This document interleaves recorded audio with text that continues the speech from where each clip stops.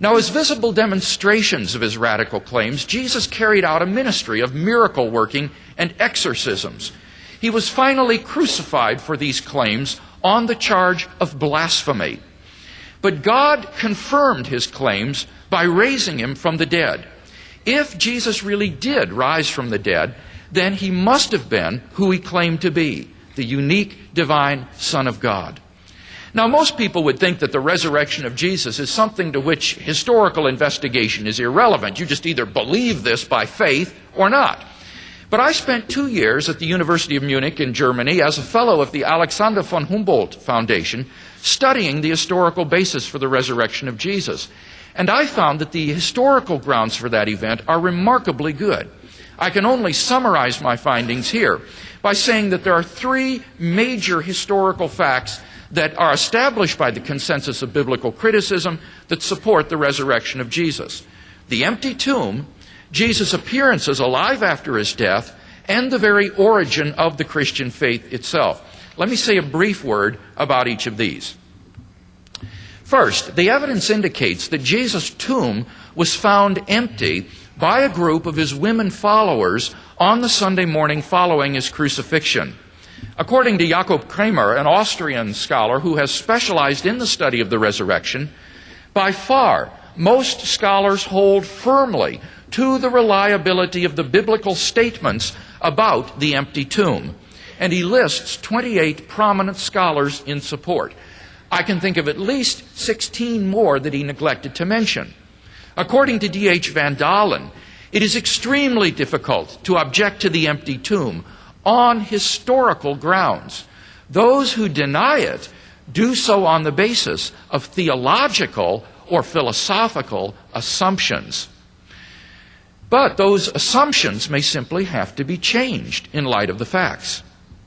Second, the evidence indicates that on separate occasions, different individuals and groups of people saw appearances of Jesus alive after his death.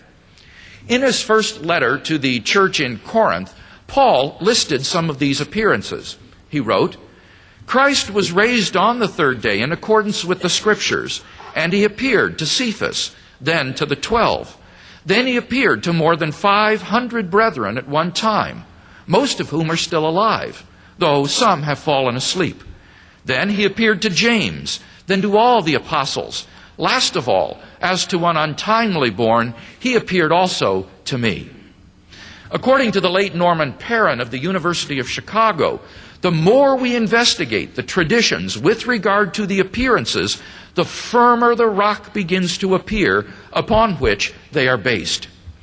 These appearances were bodily and physical and were witnessed not only by believers, but also by unbelievers, skeptics, and even enemies. Third, the very origin of the Christian faith implies the reality of the resurrection.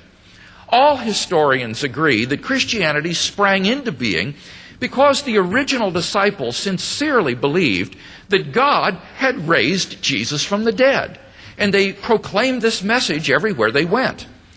But where in the world did they come up with that outlandish belief? Well, if you deny that Jesus really did rise from the dead, then you've got to explain the origin of the disciples' belief in terms of either Christian influences or Jewish influences. Now, obviously, it couldn't have been the result of Christian influences for the simple reason that there wasn't any Christianity yet. But neither can it be explained by Jewish influences, because the Jewish concept of resurrection was radically different from Jesus' resurrection.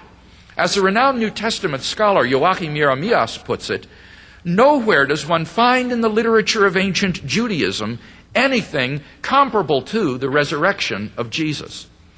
Apart from the resurrection of Jesus, the origin of the disciples' belief remains inexplicable.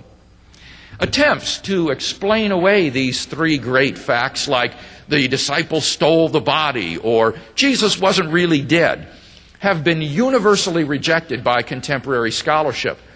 The simple fact is that there just is no plausible, naturalistic explanation of these facts. And therefore, it seems to me The Christian is amply justified in believing that Jesus rose from the dead and was who he claimed to be. Thus, it seems to me that there are good reasons to believe that the Christian conception of God is true.